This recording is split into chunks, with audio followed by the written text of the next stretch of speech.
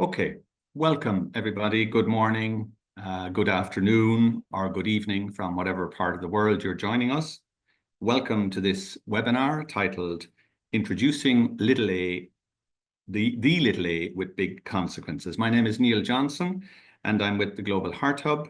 We're an international alliance of heart patient organizations, and we're delighted to partner with Novartis on this important webinar. As you know, we're 5 days out from World Heart Day, and we're here to shed light on a significant yet little known risk factor for cardiovascular disease that affects as many as 1 in 5 people globally. I refer, of course, to lipoprotein A, or Lp(a) for short. This is a genetically inherited risk factor for heart disease.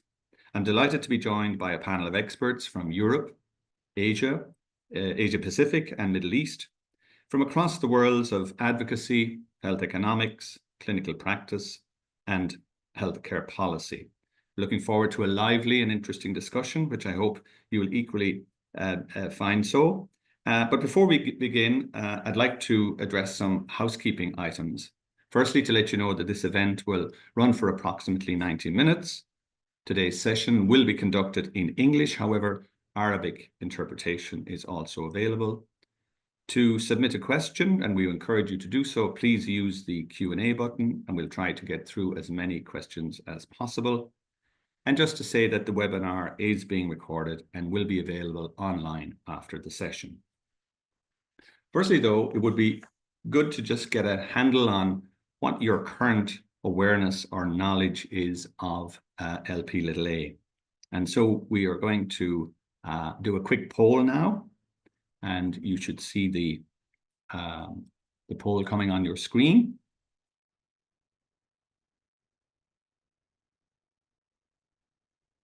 Do we have that poll coming?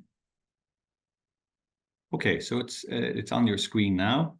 And I'd ask you that on a scale from 1 to 5, where 1 is not knowledgeable at all and 5 is extremely knowledgeable, how would you rate your current knowledge on Lp(a)? It'd be just interesting to see where you're all at in your understanding of this cardiovascular risk factor. So if you vote now, and in a few moments, hopefully we get a sense of where our audience are at in terms of their understanding of Lp(a). Okay, so with 1 being not knowledgeable at all, there's an interesting mix of understandings here, I would say. 44% being midway. So let's see, as we proceed through the session, do those scores improve, and we may revisit again at the end of the session. We're going to start this discussion this morning by welcoming our first guest, Ram Khandelwal from India. He is the founder of Heart Health India Foundation and is himself a survivor of a heart attack. Ram, you and I know each other for some time now. Your organization, of course, is an affiliate of Global Heart Hub, but you have a very interesting personal story, which I'd like to start off by sharing. Ram, at the age of 31, you experienced your first cardiac event. Can you tell us something of that? Hi, Neil. Thank you for having me here. And let me tell about my heart attack event. So back in 2019, when I was 33 years of age, I actually collapsed while I was in office.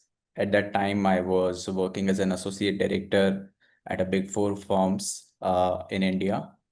And it was a Monday morning and around 9:45.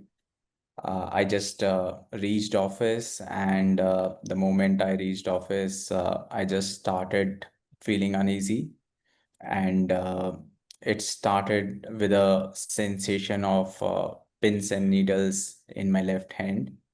And very soon, the pain started radiating from my left hand to my entire body, and I could not even lift my hand or hold myself up. Luckily, there were few colleagues around who could see that I wasn't doing so well, and they reached out to me asking if I'm doing okay, to which I responded, I don't. And without wasting any time, they just one of them put me in an office chair with wheels and wheeled me into the parking area and took me to the nearest uh, tertiary care hospital. And luckily, what we call as a golden hour window, which is 60 to 90 minutes. That's when I reached hospital. I was thrombolized, and just within an hour, I was taken to a cath lab and underwent a procedure called as angioplasty. I was having 100% LED block, something called as a widowmaker heart attack, which is one of the worst kind. And later on, I and my family were informed that I had triple vessel disease, which is more than 90% blockages in all the three major arteries of the heart. And with that, I went into another procedure about 7 to 10 days later, having uh, stented with 3 stents during these procedures, and then coming out as a patient at the age of 33, being someone living with a heart condition, and not knowing how do I move from being a corporate high performer to being a heart patient and living life like a heart patient, and what the future is going to be. I think that's where I had this episode which changed my life upside down. Yeah. What you've described is clearly, and it was obviously very painful, but apart from painful, hugely traumatic, I imagine, not just for you, of course, but for your wife as well. Prior to that, Ram, had you, or rather, maybe even as you were experiencing this experience, were you thinking heart at that point? Did you know you were having a heart attack? Very, very interesting question, Neil. I think we often talk about heart attacks in public forums and on internet and various social media platforms, and we will always say that these are the 5 classical symptoms of having a heart attack. Maybe you are having chest pain, maybe this and that. But I've experienced it, and I know so many people who have experienced it. And I'm telling you literally, when you are having a heart attack, you these that knowledge or that typical signs we read about, it's really difficult to relate that you are having a heart attack. All you Yeah. could feel is having breathlessness, pain, and anything, but it's difficult to recall in those moments, life-threatening moments, that you Yeah. are having a heart attack. Yeah. Yeah. And this was your first exposure to heart disease as such, correct? There's no family history, for example. This was the first time I've ever known, and I never thought before this that I could have a heart disease. And I've always thought that maybe diseases like heart actually you need to start worrying about them after you are 40. That's when they show up. But it just caught me by surprise. Yeah, and of course that is just so common in the context of atherosclerosis that very often the first awareness or knowledge is actually an event, which is one of the challenges, I suppose, and one of the reasons why we have to focus so much on prevention. Clearly, the recovery period, I know from speaking with you earlier, was well, it took quite some time. It took almost 10 months, I believe, for you to fully get back to work. Is that right? Yes, that's true, Neil. So I think one part of having a heart attack at young age is the physical and the anatomical part of it, which is you having a heart attack, getting out of it, and getting into medications and diagnosis and treatment. But another part is strongly correlated to your own mental health, your existence, your career, because a heart disease doesn't just affect a human body part. It affects you as a person, it affects you as a family. And for me, it was really difficult to accept that at 33, when I was doing fabulous in my career, going very high speed in achieving all that I could in my setting, suddenly coming crashing down, and then trying to rediscover myself, whether it's the same career or same life or same goals I have to live with. And during that process, how much stress can you take? How much travel can you do? What kind of responsibilities you can bear? And what is it that is new normal for you in the change setting? It was something really difficult for me and my wife to discover. And it took us quite a while to kind of understand what is it that we can take forward from our previous life, and what are the things which will be part of the new normal.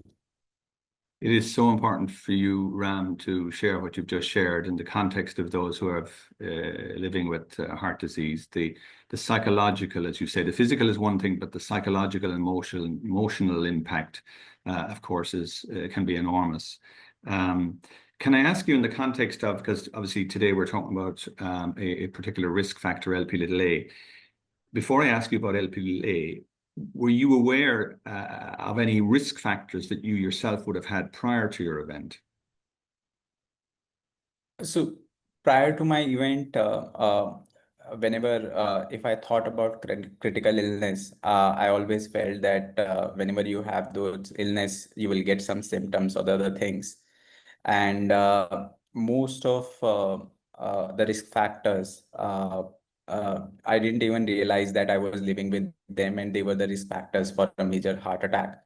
I knew from my previous test that I had dyslipidemia, but the urgency of managing dyslipidemia was never there.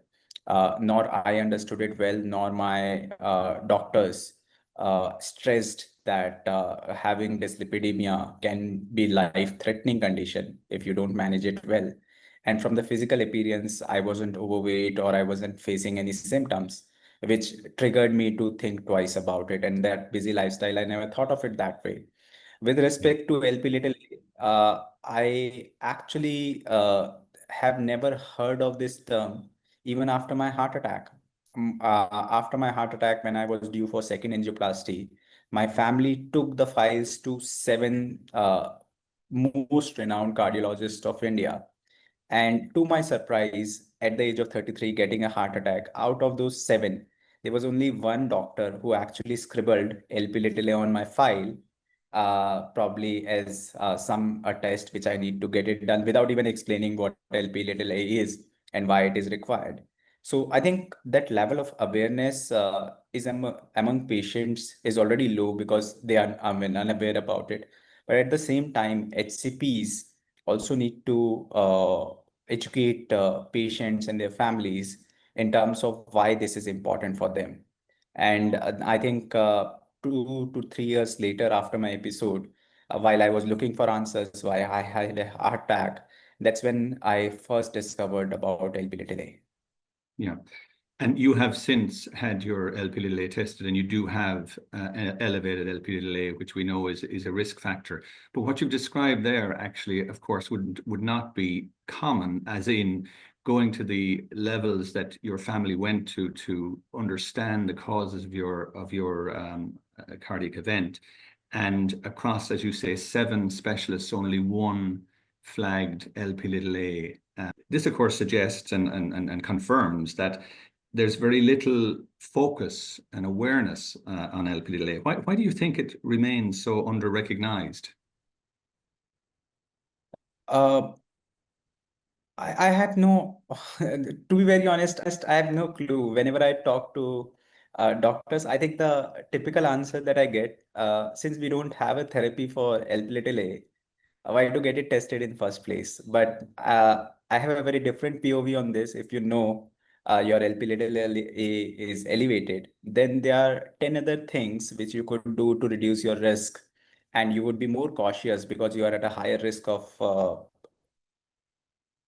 getting a heart attack because of LP little a. And I think that's the kind of urgency that we need in our clinical setting, that LP little a for young age survivors is a must. And very recently, I was talking to a survivor who's 40 years old, had no classical symptom. He didn't knew why he had a heart attack. He wasn't educated by his HCPs why he had a heart attack. And I asked him to get his LP little a tested, and boom, his LP little a was way above the normal range. And that was the reason why he had a heart attack. And if it doesn't know it caused him a heart attack, then he's not prepared to prevent another heart attack. Absolutely. And our next speaker will be addressing precisely the importance of LP little a, exactly along the lines of as you were describing.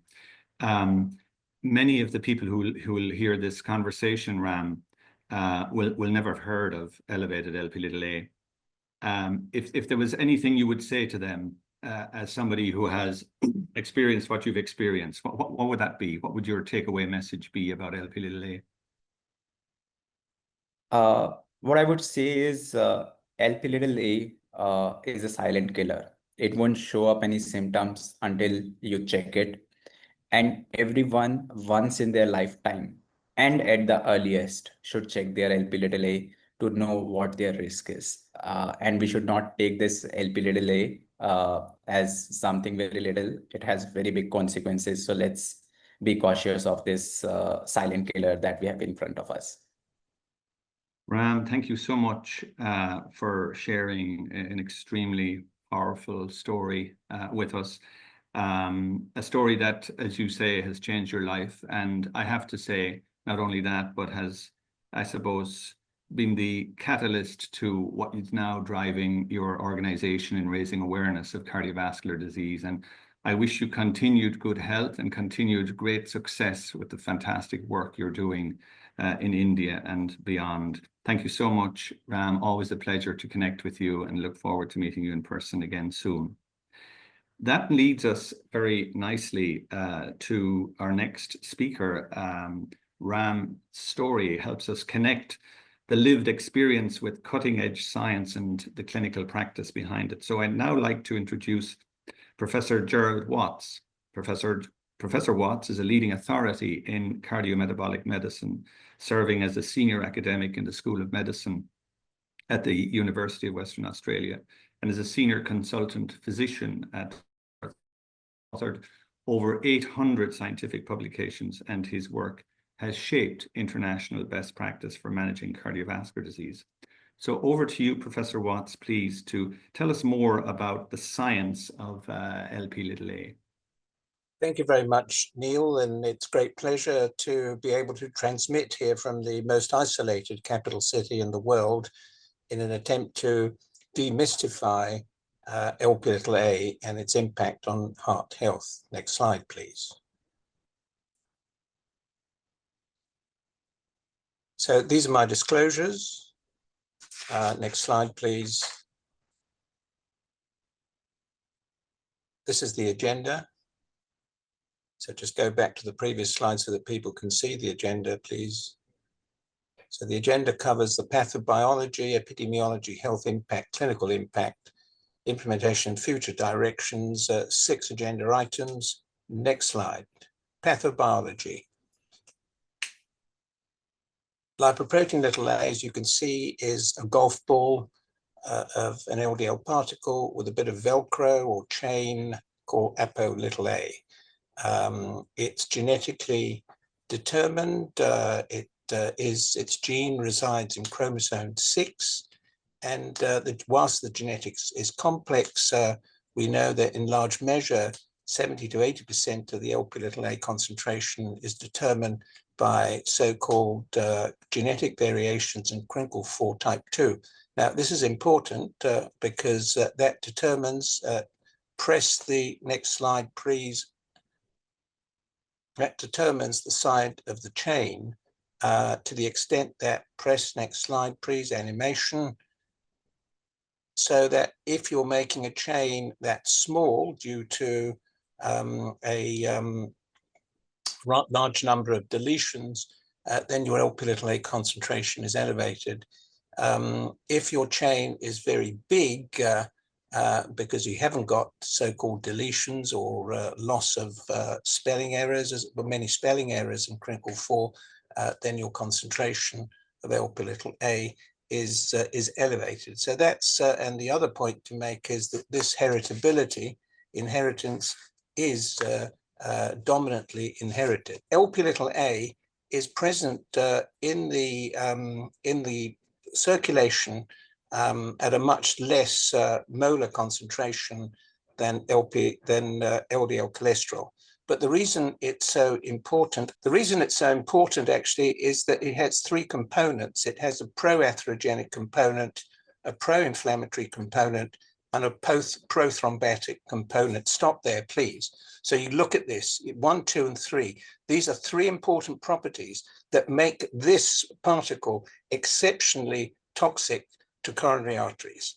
And that is because it's packed within this particle, in the Velcro, in the ApoB particle, you have oxidized phospholipids and diacylglycerol. So on a per particle basis, the triple whammy particle, it's 6 times, packs a punch, 6 times more than LDL. The epidemiology of Lp(a) suggests that it's a it's the concentration in the plasma is pretty high, it's skewed, and 1 in 5 individuals have a high molar concentration, have a molar concentration above 100 nanomoles per liter. So it's skewed in most populations. So most of the population have very low plasma levels of lipoprotein a. This toxic particles, this triple whammy particle.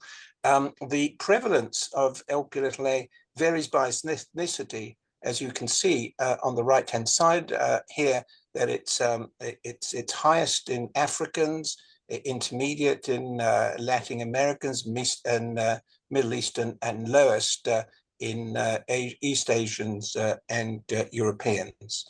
So it's present everywhere, actually, and it's thought to have come out of Africa for complex reasons. There might have been some protective elements to having high Lp(a), but then in time really it's become a liability. So from talking about prevalence, we have to look at the magnitude of the problem. How many people worldwide have Lp(a). This is important in order to know the size of the problem. Next slide, please. Stop there, please. That's good. So this is it. Now, the Lp(a) with big consequence, this is a huge problem, right? Over almost 1.4 billion people have an Lp(a) concentration more than 500 milligrams per deciliter, or roughly 105 nanomoles per liter. So it's a huge problem. In Oceania, for instance, there are 5 million people alone with this condition. As you can see from this slide, it's come out of Africa. Next slide. Let's talk about the health impact of Lp(a). Health impact of Lp(a) now.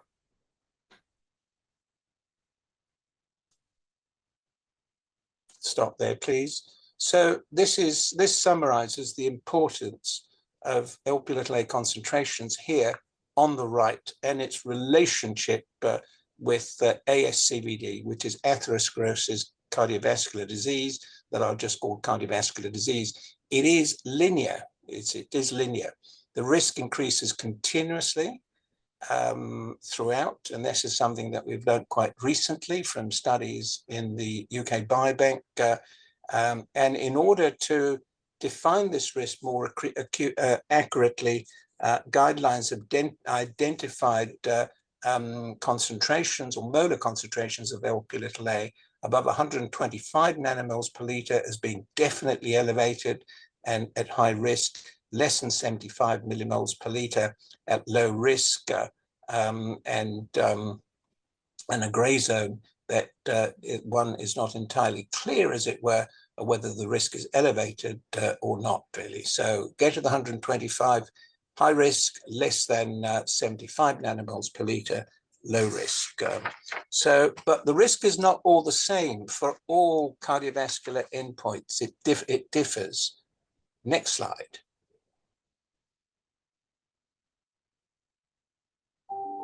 So, as you can see here, the risk is highest for myocardial infarction, as we heard in the previous presentation.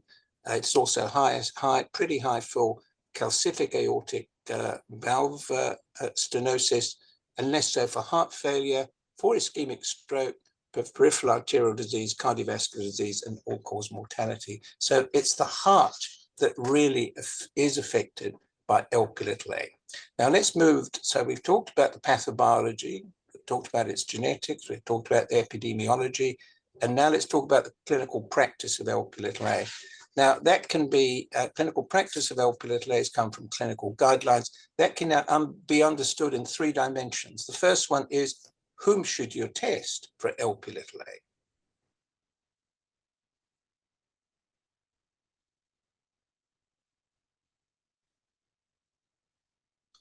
Here's what you should test: adults with first-degree relatives with premature cardiovascular disease or high Lp(a), patients who have premature cardiovascular disease, like the first presentations, or with recurrent cardiovascular disease or known to have aortic valve stenosis, patients with familial hypercholesterolemia, an important group, people assessed to be at intermediate risk of cardiovascular disease, because indeed, Lp(a) allows you to risk stratify, and there are other people.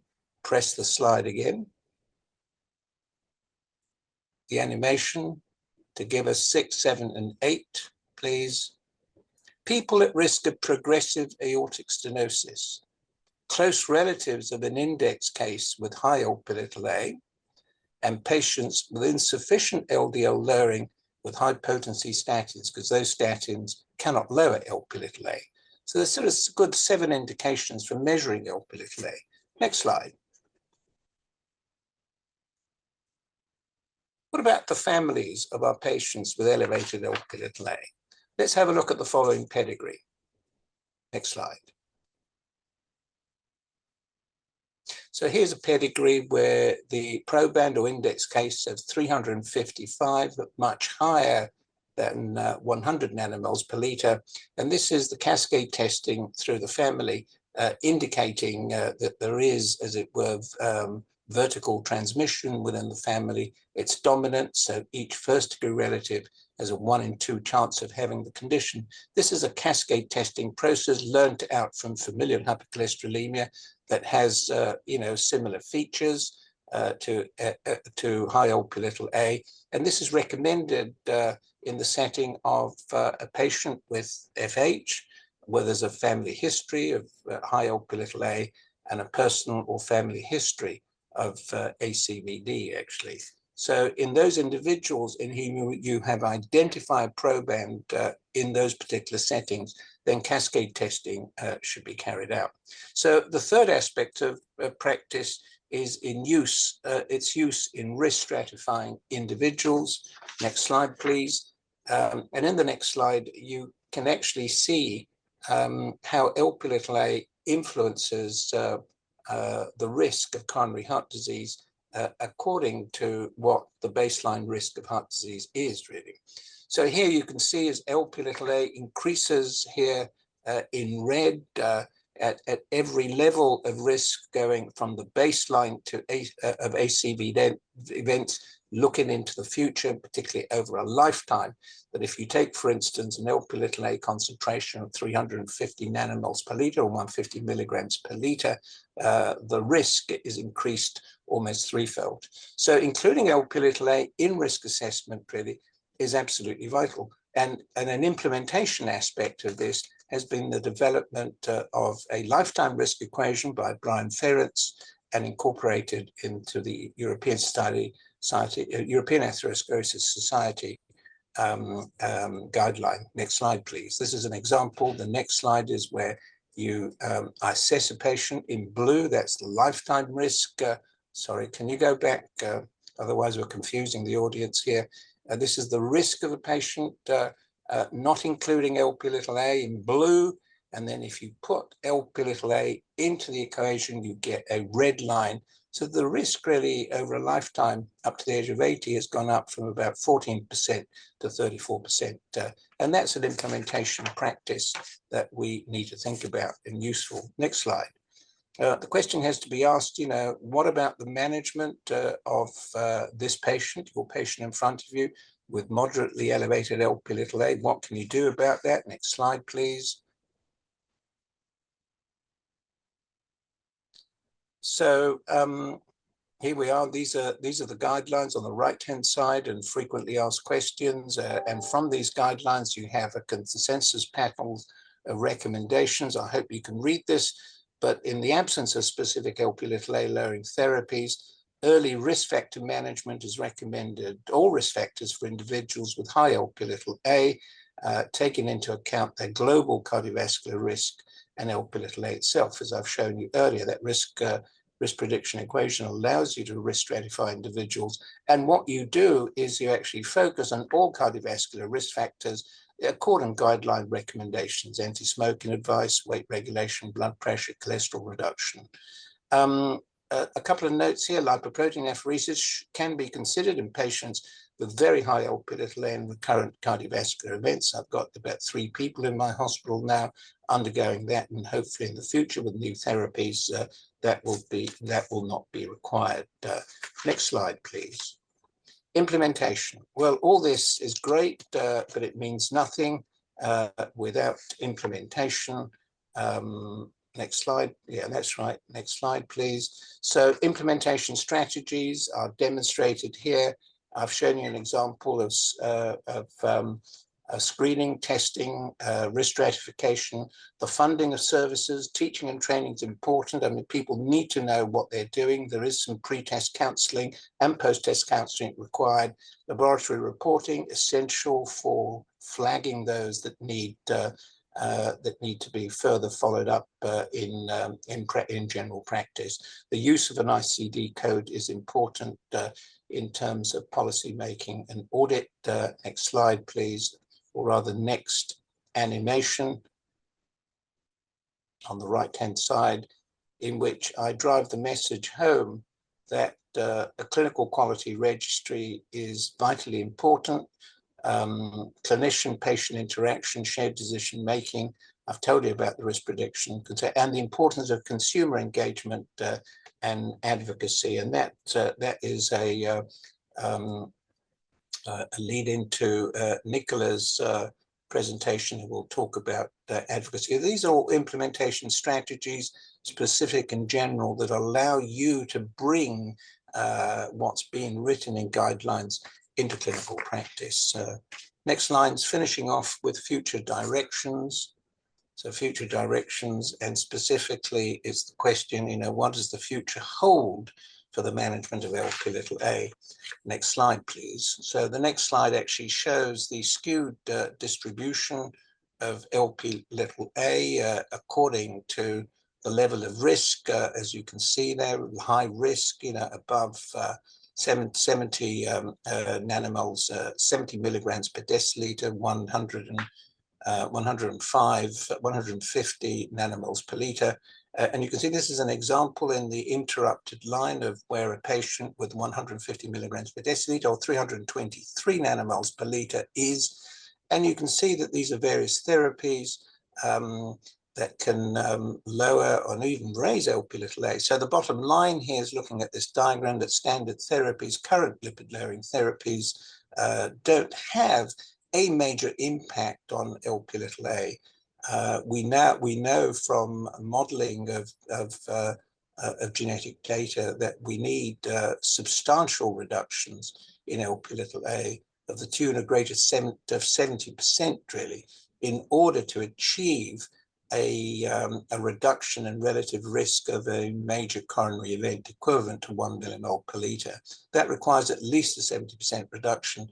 And as shown in the interrupted line there that was animated in my presentation, that can only be achieved by gene silencing therapies, antisense oligonucleotides, and silencing RNAs, really, that and there are three major clinical trials at present in operation, well, one of which will report shortly and will probably, change clinical practice. So I'm on to my last slide now, which is the summary. I started with 6 items on the agenda. So this is now 6 take-home messages on Lp(a). As you see at the bottom, 6 reasons to measure Lp(a). So firstly, the prevalence is high. 1 in 5, as Neil said, people in the population have high Lp(a), and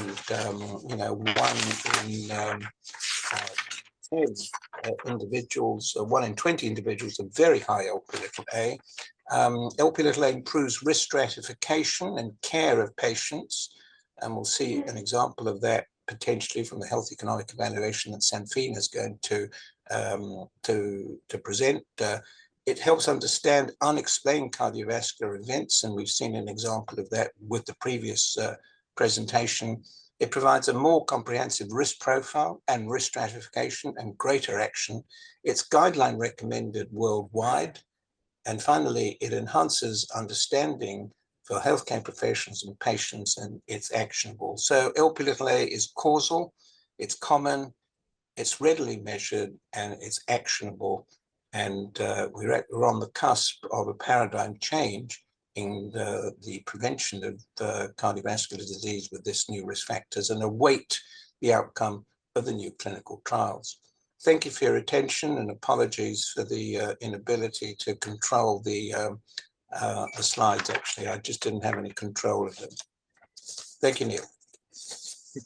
Professor, thank you so much for a hugely powerful and informative presentation, despite having to navigate those difficult technical challenges. So congratulations on doing so. You leave me with very strong messages. The 1 in 5 number is a very significant number.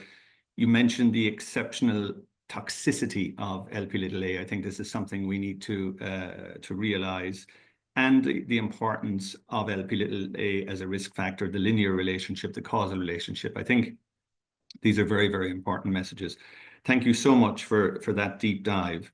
Advances in science and the laboratory, of course, are an important part of the education process. Just as critical, though, is how we translate this knowledge into action at health system and policy level.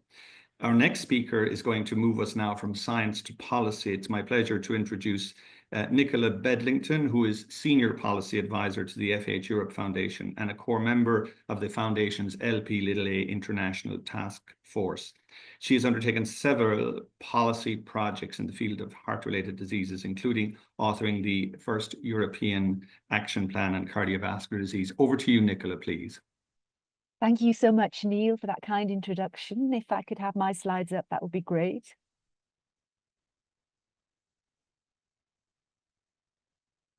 So what I'd like to talk about today is addressing elevated Lp(a) in Europe and some of the advocacy and policy developments in our region. Next slide, please. I think we've heard already today some of the key challenges.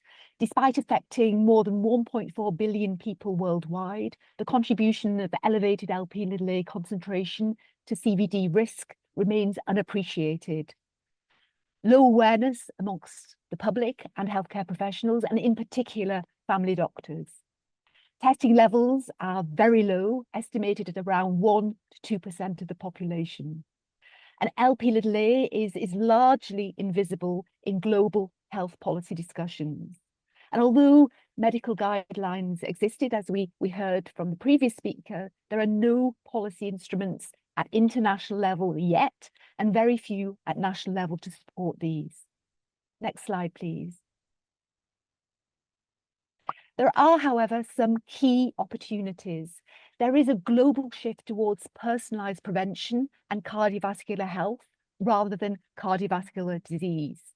And the concept of 4P medicine, predictive, preventative, personalized, and participatory, offers a new framework to achieve cardiovascular health.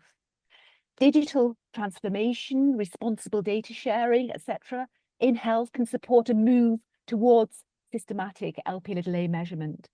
And at European level, due to strong advocacy work on the part of the cardiovascular health community, a European cardiovascular health plan will be published by the European Commission before the end of this year. This is really exciting news. And significant work is underway to ensure lipid conditions, including elevated Lp(a), are visible and resonate in the plan, which will then lead to policy prioritization in national action plans and dedicated resources to advance research, testing and management programs. And earlier this week, for example, the leadership of FH Europe Foundation, Magdalena Dacour, the Chief Executive Officer, and Professor Florian Kronenberg, the Chair of the International Task Force on Lp(a), actually met with the European Commission Health Commissioner to discuss this in greater detail. Next slide, please. This is the Lp(a) International Task Force that was set up just over 2 years ago to really think through a comprehensive strategy to address the lacuna in this space, the fact that testing is very, very low, awareness is very, very low, the policy environment is really weak. The task force chaired, as I say, by Professor Florian Kronenberg is very multi-stakeholder. We have the best scientists, some of the best scientists focusing on Lp(a). We have people with lived experience. We have social scientists. We have health economists. We have patient advocates. We have observers from industry. And we have 2 excellent members from your region, Jennifer Chen, Dr. Jennifer Chen from China, and Professor Maria Hadashiba from Japan, both of whom are contributing significantly to the work that's been undertaken by the task force. One key achievement that we'll hear about a little later in this meeting from Professor Santina Ademi is the study, the international study demonstrating routine Lp(a) is not only life-saving, it is also cost-saving. And you'll hear more about that, as I said, later. Next slide, please. Another big milestone for the International Task Force was the first ever global summit on elevated Lp(a), which was held in this March in Brussels, which brought together over 60 global scientific and medical leaders, policymakers, advocates, and patient representatives, people with lived experience, many of whom were young people. I think that's a crucial point. Hosted by MEP Romana Jakovic, Chair of the MEP Cardiovascular Health Group in the European Parliament and under the patronage of the Polish EU presidency, the summit coincided with Lp(a) Awareness Day, the 24th of March. And the discussion in Brussels focused very much on how can we ensure Lp(a) testing becomes routine and that everyone is tested free of charge at least once and as early as possible in their lifetime. And the summit aligned with current EU health policy developments, the ambitions of a cardiovascular health plan, but also the launch of the European health data space, looking at interoperability of data across the European Union, responsible data sharing, etc. And the December 2024 conclusions of the Council, the group of governments across the European Union and their consensus on cardiovascular health and the need to integrate Lp(a) testing into national cardiovascular disease risk assessments and enhance preventive care. Next slide, please. One of the key outputs and indeed outcomes of the Brussels summit was the Brussels Declaration, which we co-created during that meeting. And the declaration sets a global vision for equitable, systematic Lp(a) testing and management with 5 actionable asks for governments, health systems and institutions. And my slides have disappeared completely. Ah, they're back again. That's great. It supports and strengthens international cardiovascular health prevention strategies, including the cardiovascular health plan at European Union level and emerging national programs. You can read much more about the declaration and look at the key asks in greater depth, but just in a nutshell, we're looking at Lp(a) testing and management being properly integrated and funded in the cardiovascular health plans at global, European and national level. And as I said, we're on the cusp of some exciting developments at European level. Investment, workable policy and programs based on the study, demonstrating unequivocally the overall cost saving to healthcare systems across the globe. The political leadership and commitment to really mandate systematic Lp(a) testing for all, leaving nobody behind. And looking at this global cardiovascular risk assessment with the development of personalized cardiovascular roadmaps for those who need it. And finally, this important point, and this has been reiterated during the course of our meeting today, raising awareness of Lp(a) and its impact on cardiovascular health. There is low awareness amongst the public, there is low awareness amongst healthcare professionals, and up until very recently, low awareness amongst policymakers, and that has to change. Next slide, please. And we're continuing to bang the drum in Brussels. Tomorrow there will be another really important event in the European Parliament hosted by Romana Iacovici, who is a real champion, the chair of the MEP Cardiovascular Health Group. She attended and hosted our summit, and as a healthcare professional herself with a background in science, she really gets it. The high-level European Parliament event will bring again together an exceptional mix of scientific expertise, personal experience and high-level policymaking. And topics will include the future of early screening and detection of inherited lipid conditions in Europe, as well as some updates on key EU-funded projects such as Perfecto, PerMed FH and FH Early, all of which you can read more about. They have dedicated websites, and all of which are really highlighting with science, with social science, how personalized and population level approaches can work hand in hand to transform prevention. And you're most welcome to register and join the meeting online and really get a glimpse in real time at how policymaking, the politics of policymaking work in Brussels, and how that can really generate meaningful and long-term change in terms of ensuring testing for elevated Lp(a) at the earliest stage possible for all populations. So thank you very much for your attention, and back to you, Neil.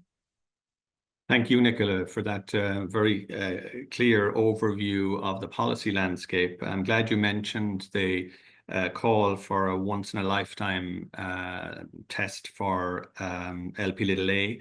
But as you point out, no policy instruments at international level and few at national level. So clearly a lot to be done at the political leadership level here. Thank you so much for raising our attention to that fact.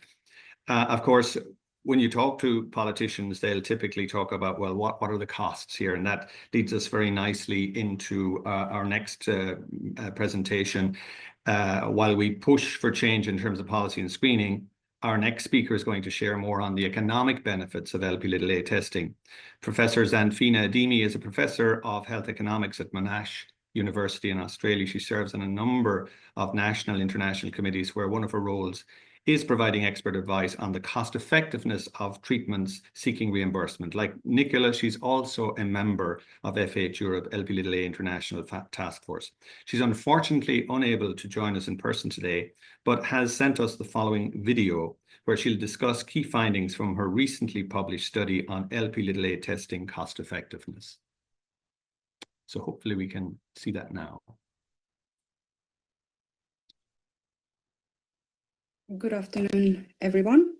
My name is Zanfina Ademi. I'm a professor of health economics at Monash University, Australia. It's great to be with you and presenting results of cost effectiveness of Lp(a) testing, the economic impact for health systems and society.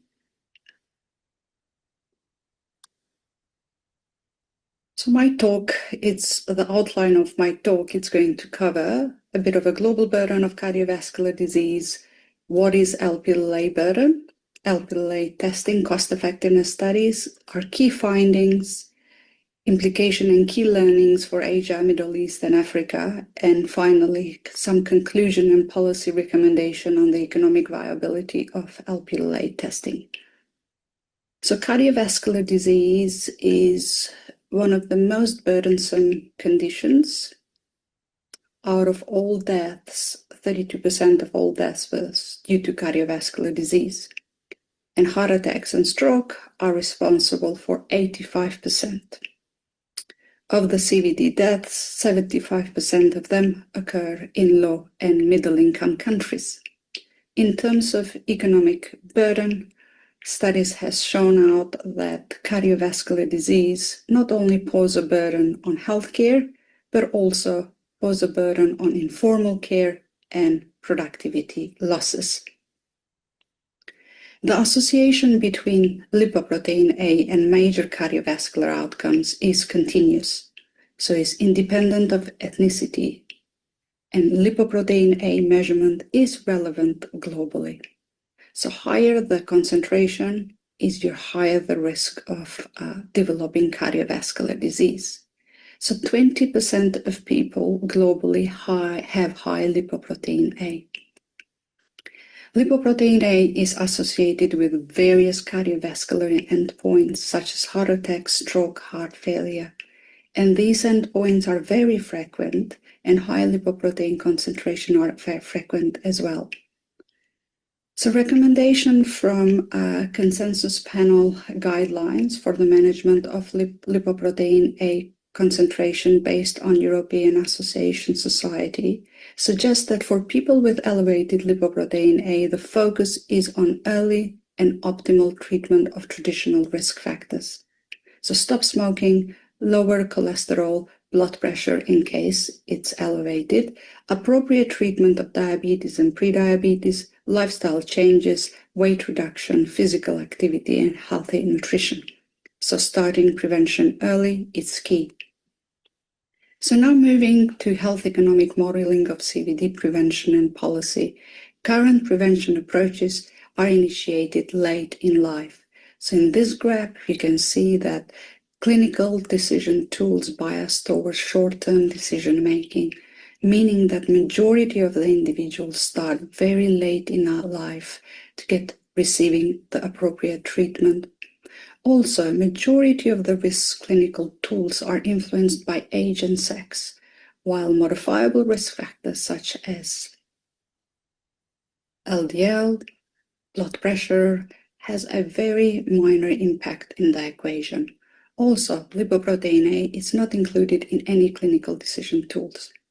Our aim was to evaluate cost effectiveness of lipoprotein testing in primary and secondary prevention of cardiovascular disease, where testing is followed by a change or adjustment of the prevention management plan, including treatment of other cardiovascular risk factors compared to the current practice. So we've used a UK Biobank data. We've selected 10,000 individuals randomly aged 40 to 69 of age. Standard of care versus introduction of lipoprotein testing. The most common score that is used in Europe is score 2. So it classifies individuals in high risk or lower or very high risk. So this score does not have in a standard of care lipoprotein testing. Because UK Biobank provide lipoprotein testing, we integrated that into algorithm, and we have used a lipoprotein threshold of 50 milligram per deciliters. And based on this, we've seen that 20% of individuals were reclassified if lipoprotein testing was used in combination with other traditional risk factors. So our methods are very novel. So we've used a microsimulation model where we age individuals from age 40 to 69 until they are 85. The risk of events is proportional to their cumulative cholesterol, systolic, smoking, lipoprotein, as well as diabetes status. We are capturing here cholesterol years and blood pressure years. Risk of events was taken from UK Biobank, utilities, and costs from published sources. An individual can start in a healthy health state, but can move into diabetes, have a heart attack, stroke. Both of them die from cardiovascular causes or non-cardiovascular causes. In this exercise, we were not only interested to capture healthcare perspective, what are the costs to the healthcare, but we also were interested to capture societal perspective. Therefore, we have captured not only healthcare costs, but also indirect costs, lost productivity, earnings due to a condition. This is a population characteristics of a UK biobank. Our results show that in 10,000 individuals, we were able to reclassify 20% of individuals. We were able to prevent 10 strokes and 82 MIs. When we look at in terms of quality adjusted life years, a metric that is used for decision making, there were 217 and 255 QALYs gained. There is a difference between countries because of the discounting factors. In terms of cost, of course, Lp(a) testing costs more, but when we look at UK from healthcare and from societal perspective, it is we were saving costs. In Australia, costs are a little bit higher for statins, so that's why you treat a larger number of people and it costs more to the healthcare. When we look at using the cost effectiveness plane, we can see that from a UK lipoprotein testing, integration in clinical practice was cost saving. In Australia, it was cost effective based on willingness to pay threshold of 28,000. Similar results for both genders in UK and in Australia. It was more beneficial for males than females. We also did a number of scenario analysis based on different threshold. Our base case was 50 milligram per deciliter, but as we increase the threshold, the cost savings were a little bit higher because we treat less population. Similar results for UK as well. In health economics, we present results based on how reliable are our results based on 95 confidence interval. So we can be 95 confidence sure that our results are cost saving from a societal perspective. What we did here also, we did a cost adaptation for high income countries, and cost save per person from a societal perspective, when we look at from high income countries, it's huge. So an individual can save in US more than $1,000, in Australia 85 from a societal perspective, in Germany $447. We were also then interested to know the savings at the population level. So you can see here that the savings at population level for somebody who is aged 40 to 69 years of age, and we follow them up until 85, the savings to the society will be 148 billion for US. In Germany, for example, just under 20 billion. So what are some of the key implications and learning for Asia, Middle East, and Africa? CVD burden is rising, early onset, and high residual risk. As pointed out, 75% of CVD deaths occur in low and middle income countries. Elevated lipoprotein A, it's a common across ancestries. So it's a very scalable strategy that we can adopt once in a lifetime testing. It's important to integrate into existing lipid, hypertension, and diabetes program. Use cascade family testing, act on results, intensify, obviously, LDL, lowering, control diabetes, and stop smoking. Policy and economic start target rollouts, negotiate a kit pricing, and track the events. In conclusion, lipoprotein testing, it's cost saving in high income countries from both healthcare and societal perspective. Improving CVD prevention, it's a public health priority. Findings are primary from high income countries, but we believe that those results were highly applied to the low and middle income countries as well. Analysis includes only heart attacks and strokes, so we have underestimated the burden, and we know that lipoprotein A impacts other outcomes. And we know that despite global guidelines, Lp(a) testing is not routinely measured. Our work strengthened the case for implementing lipoprotein testing in clinical practice. Thank you for your attention, and thank you for the invitation, and looking forward to the discussion. Well, thank you, Zanfina, for that very powerful case for Lp(a) testing. showing through your robust research that testing is both life-saving and cost-saving. And for the final segment of our webinar, we're going to look at how Lp(a) shows up in practice across different health systems and what that means for awareness, testing, and care. Given our time limitations now due to some of the technical issues we've experienced, we may not be able to get to the questions that have been submitted, but we'll see how we go from here in the final minutes. I'm delighted now to be joined by 3 experts from across the region. Professor Albert Youngwoo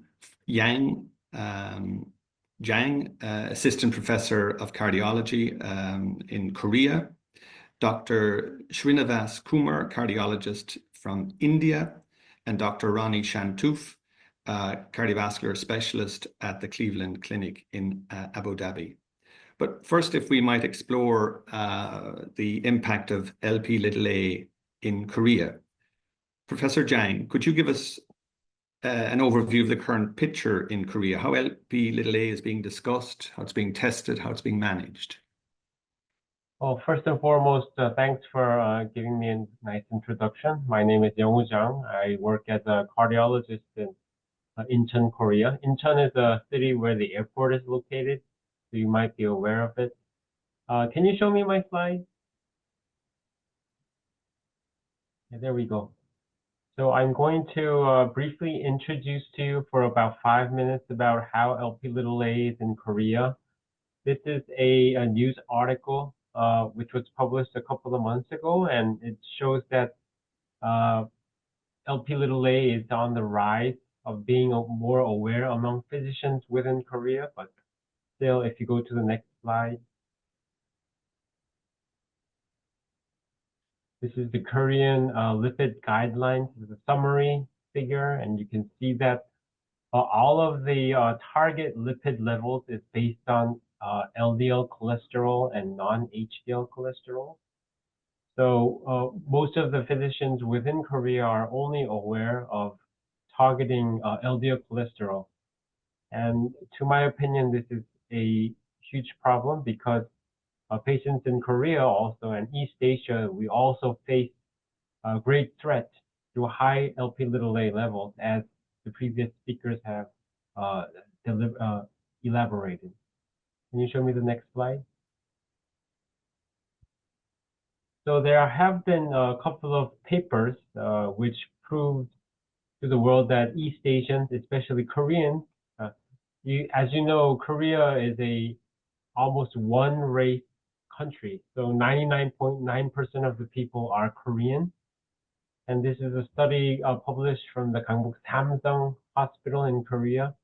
Can you go to the next slide? This paper was published in 2023, so it's only been about 2 years.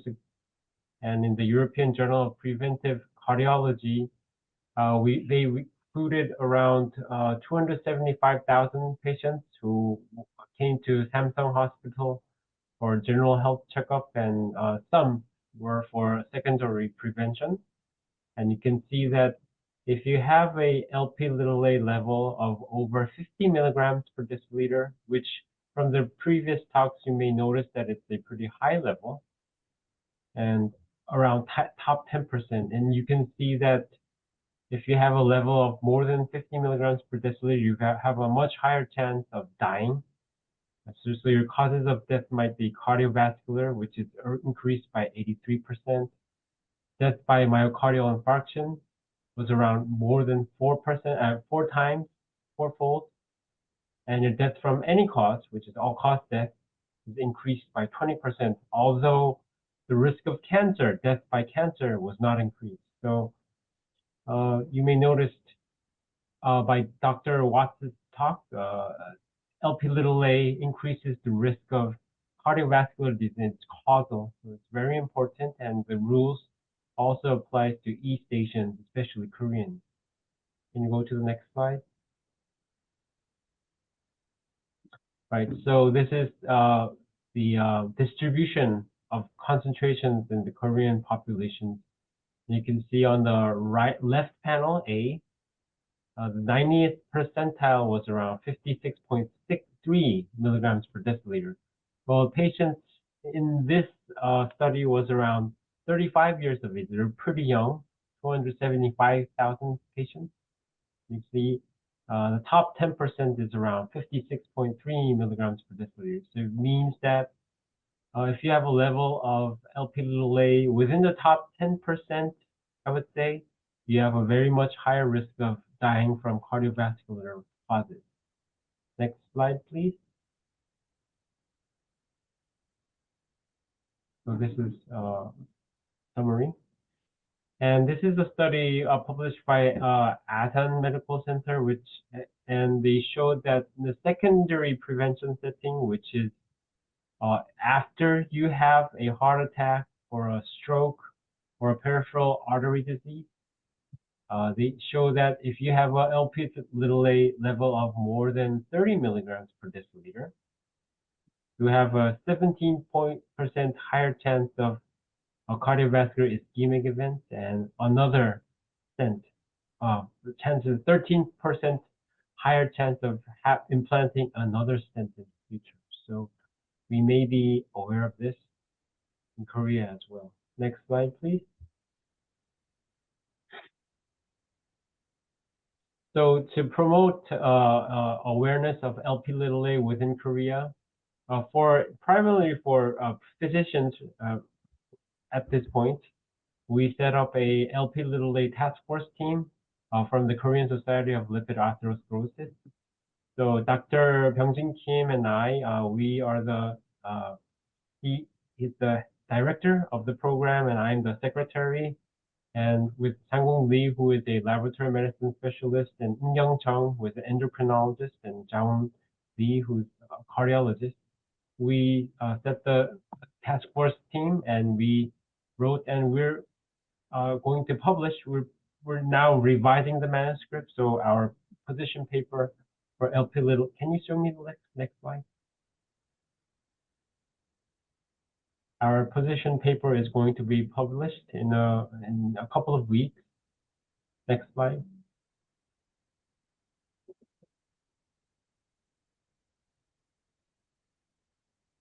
So we defined normal levels as below 30 milligrams per deciliter. This is consistent with most of the worldwide guidelines. Next. If you have Lp(a) between 30 and 49, defined it to be borderline high. In other parts of the world in the guidelines, some might define it as intermediate risk. We called it borderline high. And if you have a level of over 50 milligrams per deciliter, we define it as high risk. So this might be a good start in Korea. Next slide. So this is my summary. So Lp(a), although some physicians know the importance, it's still under the radar. So some studies have also shown that high Lp(a) in Koreans is linked to higher chance of dying for cardiovascular causes.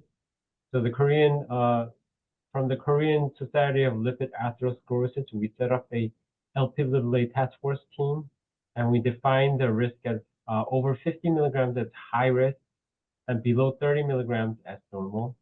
And the action is coming. Thank you very much.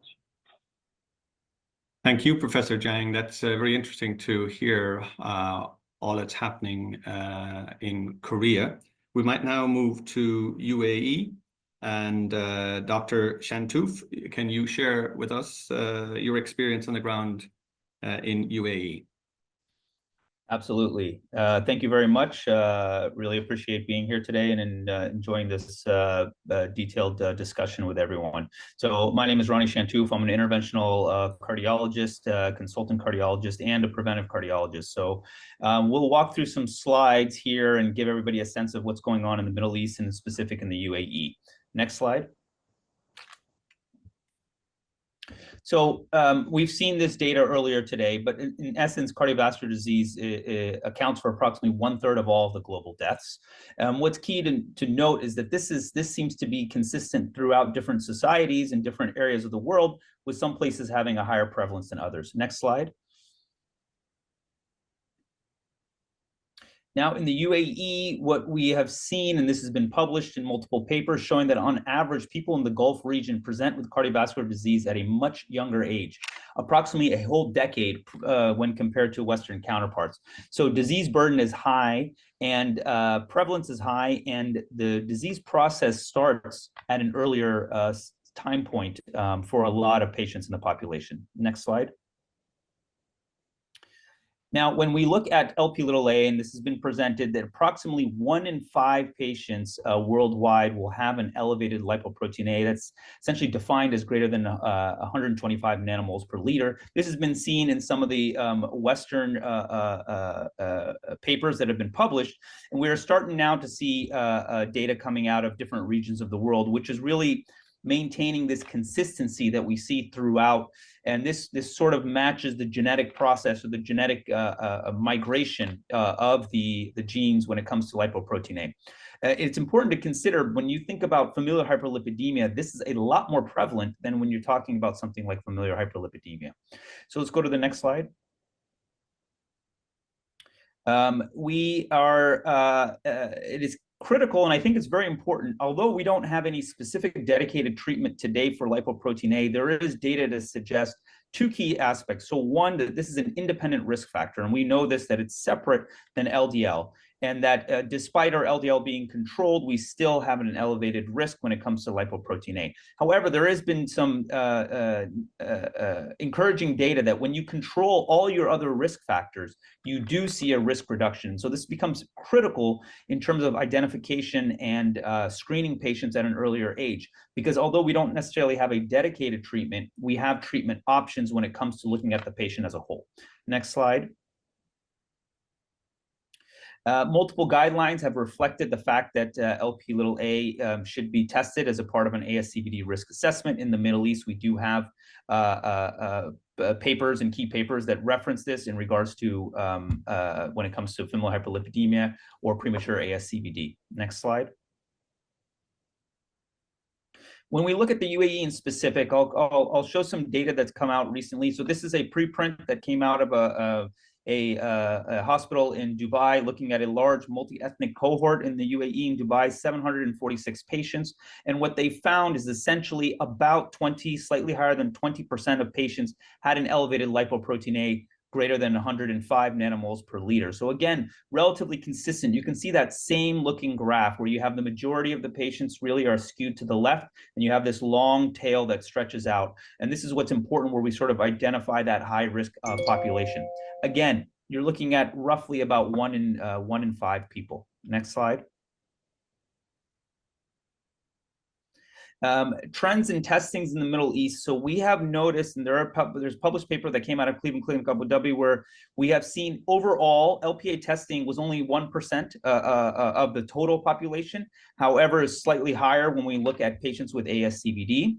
LPA abnormal, defined as greater than 125 nanomoles per liter, was approximately 16% of all the tests done. And what we've seen is an increased awareness over time. So when you look from 2018 all the way out to 2022, you can see an increase in the number of tests that have been performed. So this is really part of the growing awareness of what we see in the local region. Next slide. And again, there have been correlation in the local population, the data that's been published, that there's a correlation where there's higher rates of abnormal LPA measured when it looks at patients with cardiovascular disease, coronary artery disease, heart failure, or even strokes. Next slide.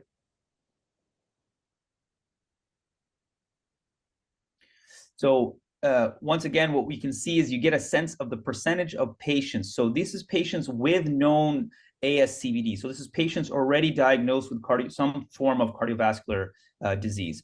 And we see 21% of the patients essentially had an LPA that was higher than 125, and even out to 11% of the patients had an LPA that was greater than 200, which would potentially be categorized as an even higher risk group than just looking at 125 as a cutoff. When we looked at patients with ASCVD, 5.5% of patients were tested. So that's significantly higher than when you look at the total population. And again, we see the same trend of increased awareness over time, where there are increased levels of LPA testing being done in patients with or without ASCVD. And so testing has increased throughout the years, and this is consistent again with the growing awareness. Next slide. And so to summarize, we have a very high burden of cardiovascular disease and premature cardiovascular disease that's been published in the literature in the region. We have a high prevalence of elevated LPA, which relatively matches the global population. There are differences when it comes to different ethnicities.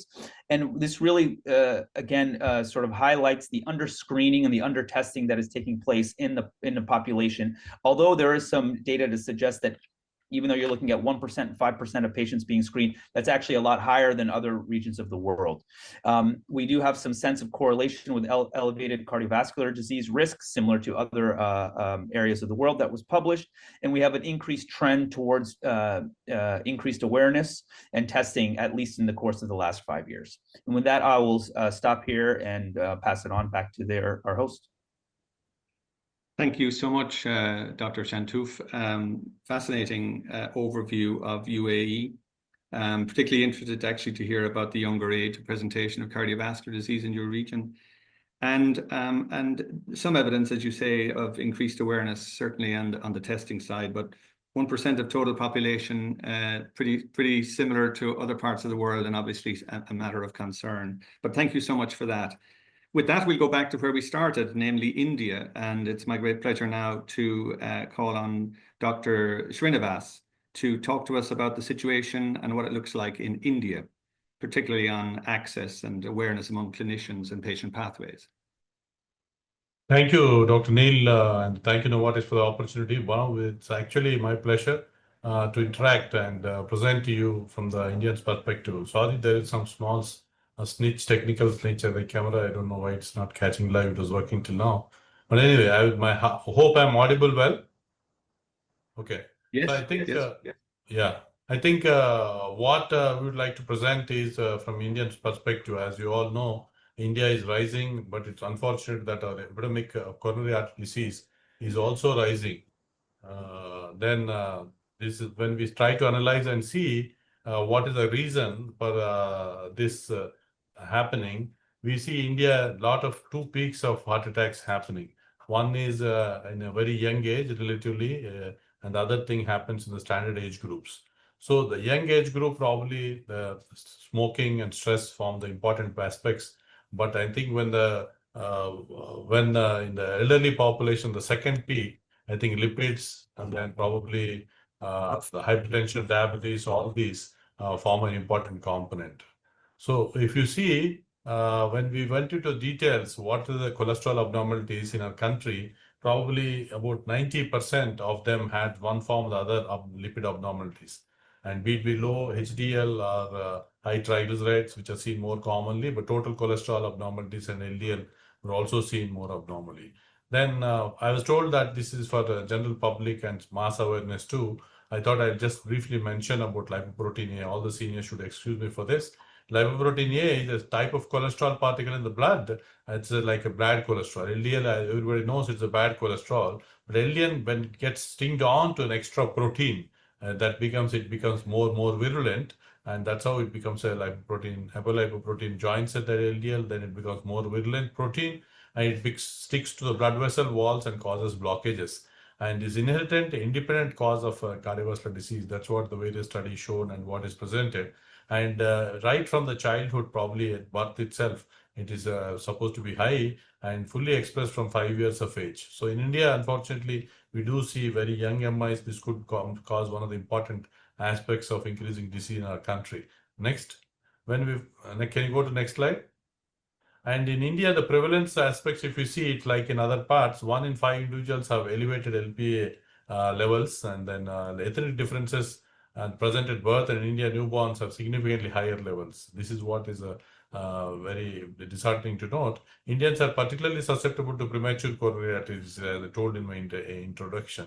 And probably Lp(a) could probably cause a role in the premature CAD in India. Actually, we see a decade earlier, and probably the abnormalities in lipoprotein A go up to 25%. And then elevated lipoprotein A causes more of thrombosis, leading to actually organ dysfunction, not only heart, even in the peripheral dysfunction diseases too. Next slide. If you see, can you go to next slide? And then when we went on to testing, many of them had levels around 50 milligrams. And we conducted a retrospective real-world evidence in about 11 centers across the country. What it was found in acute coronary syndrome patients, actually 1 in 5 had abnormal lipoprotein A. Other thing which is also noticed is out of the patients which had a severe disease, actually then probably 59% had a severe disease out of the population tested. More than 50 milligrams lipoprotein A levels were noted. And compared to those in which less critical disease, I think it was less common. So that was to say, lipoprotein A elevation went on to the disease severity. Nowadays, though it was less before, I think now it's lipoprotein A testing has become routine practice, but it was less before. Now, because of increasing awareness and probably new options of therapy coming up, that's how the beauty of research goes. Whenever you have a therapeutic alternative for treatment, the more testings also happen. That's a welcome change. We at Apollo, I head Apollo Cardiology and Clinical Research. At Apollo, large presence in the country. We have about 70 centers across the country. We started testing this molecule in the healthy heart checkups, the routine checkups, along with every lipid profile. We get the LP little a also checked up. So that we feel is a welcome thing. And it once set in the lifetime, everybody's lipoprotein A should be checked. And this is some data which is quoted from India too. Next slide. If you see Lipid Association of India, we have a association called as LAI in India, and that indicates more than 20 itself is taken because Indians, we have standard at higher risk. The cutoffs and probably normals are also put at a slightly less. Other colleagues told us 30, but our association said more than 20 itself would indicate increased risk. And more than 50 definitely is a high risk feature, and in between could be moderate risk. Then testing is more important, especially when we're also seeing about familial patterns are already documented as CVD. And lipoprotein A, more than Cardiological Society of India or main society said that lipoprotein A more than 50 correlates with a severe disease, and it could happen with young CAD patients. And testing is also recommended in familial hypercholesterolemia and premature coronary artery disease. I think European Society recommendations are already told where LP A more than 50 is considered to be important. And at least in once in lifetime, it should be checked. So the same philosophy goes on in India too. All of us should get our levels checked because it is a pattern, it's a risk marker, I would say. So people who have a higher levels of LP(a) stand at a higher risk, and then we can encourage more of lifestyle modification and aggressive preventive therapy if your LP(a) levels are high. Can you go to the next slide? Next slide, please. Then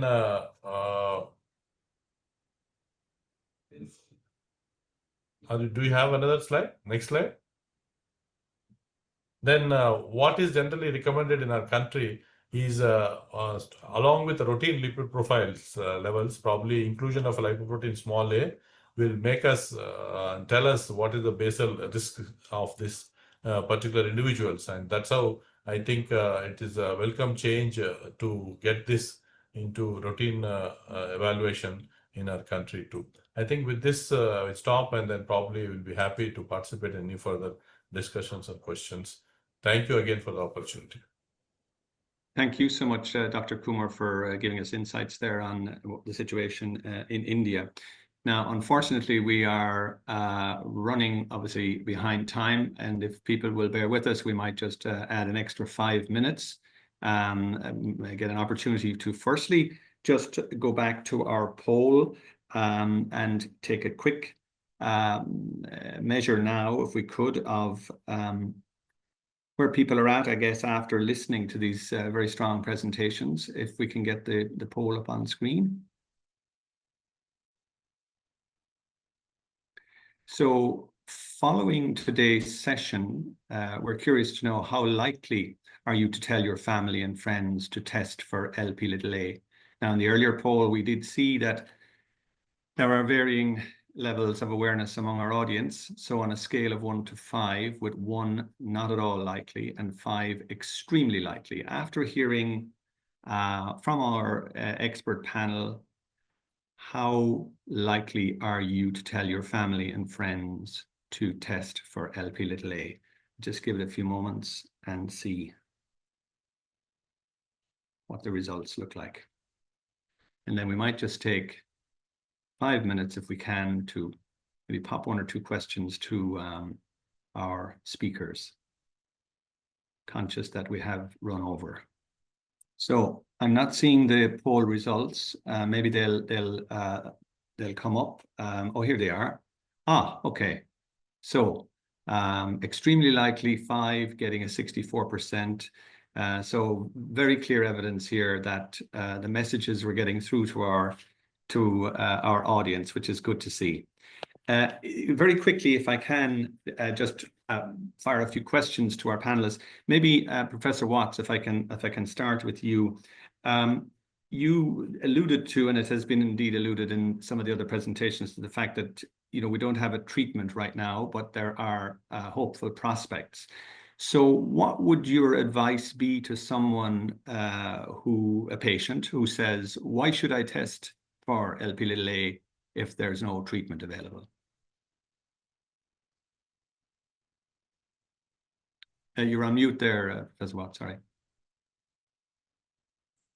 Whilst you cannot lower Lp(a) effectively at the moment, you can use the information to give you a more precise estimate of risk using a risk assessment tool, or reclassifying your risk if you're intermediate, and that may lead to a changing therapy, focusing on other risk factors, further reduction in cholesterol, control of blood pressure, anti-smoking advice. It's an important point, really, because you want to use Lp(a), and you measure anything if it's actionable, and it's actionable at the moment to identify your risk more precisely and to modify those risks with other risk factors. It's also actionable in working through the family, and if your Lp(a) is very high, identify other family members in whom a similar approach is required. And the health economic evaluation, although it is model data, suggests that it's cost savings. So definitely. Yeah, it's a very strong message, and it goes back to the point you made about how measuring Lp(a) is essential for the overall risk assessment. So we look at the cumulative risk, and we do what we can at the moment for the risks we can control, and hopefully in the near future there will be a treatment. Dr. Kumar, I don't know if you heard the conversation we had with, Dr. Jang? Yeah, it's good that, as the professor just now told, that even though there is no immediate treatment available, but it makes us aware, and so that the other risk factors should be aggressively controlled. And it's a welcome change to note that probably we are going to have another effective therapy sooner from Novartis. I think that's a welcome thing, and then probably very effective to decrease. And whatever the existing therapy now of inclisiran also decreases Lp(a) not too much, but about 25-30% reduction is possible. So that's why we have some solution, but palbociclib coming up, I think it'll decrease it further to 70%. That's a welcome thing, extension of your earlier question. And coming back to the increasing awareness in our country, so basically many of them are aware of LDL cholesterol being bad cholesterol. Probably you should say that LDL cholesterol got another weapon in its armamentarium, makes it more sharper to pierce coronary vessels and blood vessels. That is a small lipoprotein A. Clinging on to it becomes more and more potent to cause disease. So you have an extra disease producing molecule which is more powerful than LDL. Compared to LDL, this is more bad. That sort of awareness could be increased. And then in every testing in the part of the country, it's a welcome change. Many labs have included, including Apollo, we have included the Lp(a) in the routine package. So if the cost burden doesn't go up by adding this new molecule, that will again help in people, more and more people getting tested. We have many labs also taken up the ThyroCare, others to perform this test now. So that's how I think availability was a challenge before. Now that the availability part is also being taken care of. Across India is a vast country. So an availability and awareness increase of this both will help in increasing the testing. And also in future, we could have a more potent disease controlling and decreasing risk factor agent coming soon from Novartis. These are my comments about that. Thank you so much indeed. And indeed, thanks to all our contributors for what I think was a fascinating overview of the lived experience, the science, the policy, the cost effectiveness, and the regional actions and variations on the Lp(a) landscape across Korea, UAE, and India. It has been my pleasure to host this. Unfortunately, we did have some technical challenges. Therefore, we have run over. Apologies to those of you who we've inconvenienced in that regard. But thanks to everybody involved, particularly Novartis. And certainly there's a very strong message here that we have a lot to do in raising awareness and in moving towards an appropriate level of testing across the world for Lp(a). Thank you, everybody, and have a great rest of day or evening wherever you are. Thank you. Thank you. Wonderfully chaired. Wonderfully chaired.